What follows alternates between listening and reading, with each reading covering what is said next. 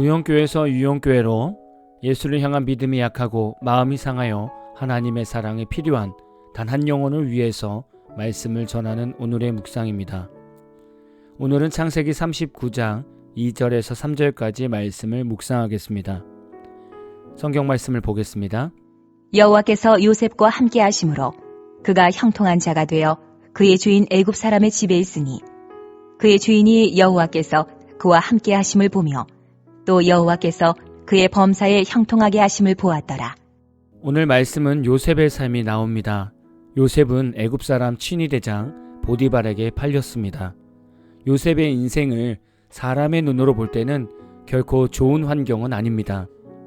누군가의 종이 된다는 것은 자신의 주권이 사라지고 자신의 삶의 소망도 사라지는 것입니다.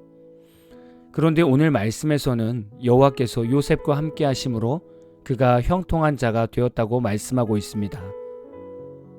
말씀을 가만히 묵상해 보면 요셉의 지금의 삶과 말씀이 다른 곳을 향하고 있는 것 같은 느낌이지 않습니까? 삶은 종으로 팔려갔는데 내면의 삶은 하나님께서 함께 하시고 형통한 자가 되었다고 말하고 있는 것입니다. 자신의 주권도 소망도 없는데 형통한 자가 되었다니 얼마나 모순이 되는 인생입니까? 마치 남자 청년이 군대에 입대했는데 가장 힘든 부대로 배정을 받고 고된 훈련을 받으면서 군전병으로서 역할을 하는 느낌입니다.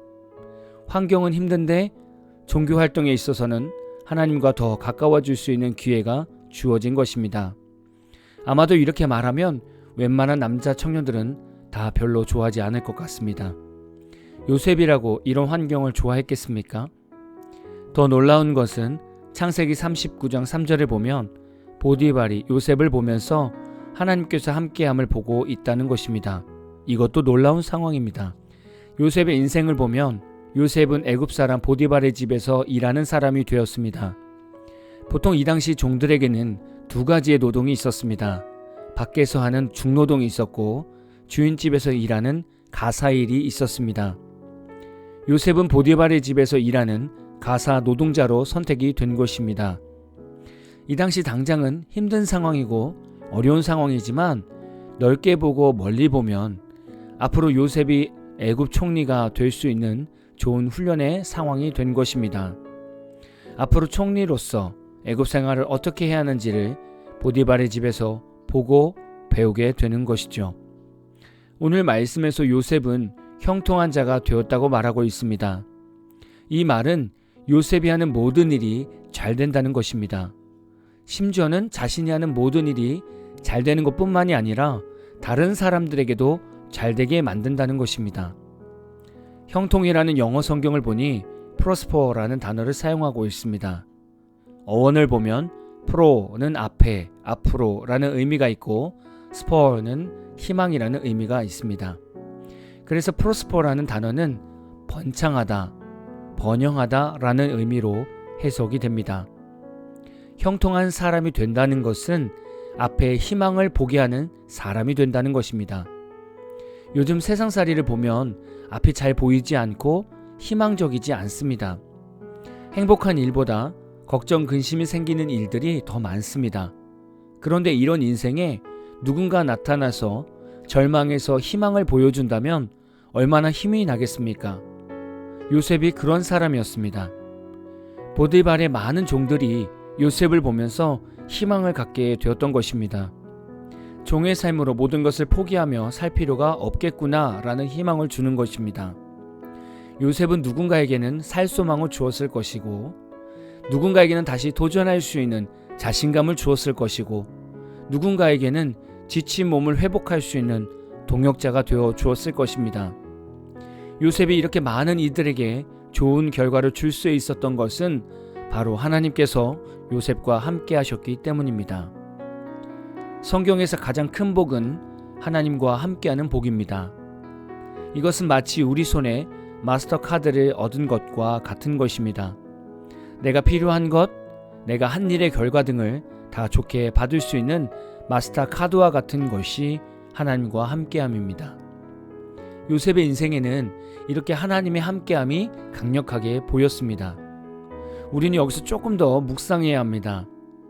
요셉처럼 우리도 하나님을 믿으며 살아갑니다. 그럼 하나님은 지금 우리와 함께 하시는 것 아니겠습니까? 그렇다면 저와 여러분은 요셉처럼 형통한 자가 되어 있어야 합니다. 지금 여러분은 모든 일에 형통하시고 다른 이들에게 형통한 삶을 주고 있으십니까? 여기서 삶과 말씀에서의 격차를 볼 수 있는 것입니다. 이 말씀을 우리 삶에 적용하려면 어떻게 접근할 수 있을까요? 제가 드리는 질문에 마음으로 대답해 보십시오. 그러면 내가 요셉처럼 살고 있는지 아니면 아직 요셉의 삶은 시작도 안 한 상태인지를 알 수 있을 것 같습니다. 첫 번째, 하나님께서 지금 여러분과 함께함을 믿으십니까? 두 번째, 여러분은 하나님께서 주신 어려움과 절망에서도 마음이 흔들리지 않고 항상 감사함으로 하나님을 바라보고 있으십니까?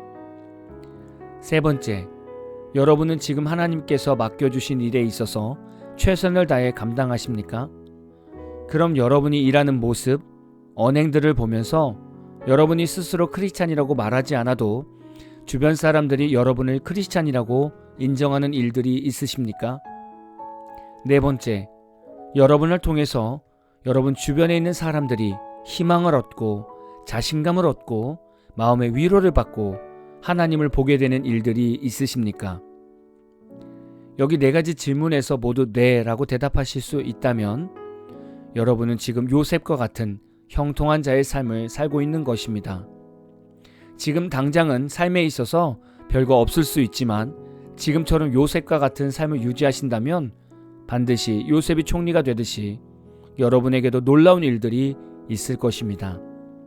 혹시 앞에 네 가지 질문에서 몇 가지가 안 되는 부분이 있다면 그것부터 오늘 하루 묵상하시면서 결단해 보십시오. 네 가지 질문은 결코 어려운 삶이 아닙니다. 예수님을 믿어가는 성도라면 네 가지 질문에 항상 아멘할 수 있는 생활로 나아가야 합니다. 하나님은 날마다 우리와 함께하고 계십니다. 형통한 자가 형통한 삶을 누리는 것입니다. 그것이 바로 여러분의 삶이 되시기를 진심으로 축복합니다. 오늘 마무리 찬양은 김은현님의 아버지께라는 찬양입니다. 찬양 후에는 잔잔한 연주곡이 있습니다. 말씀을 생각하면서 기도하는 시간을 가져보십시오.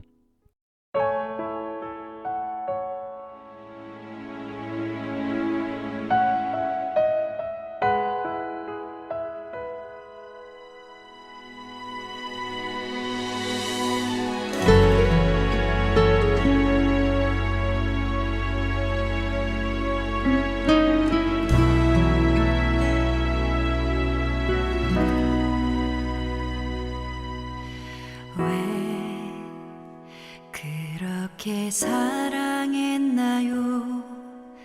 보잘것없고 어린 나를 왜 그렇게 기다렸나요?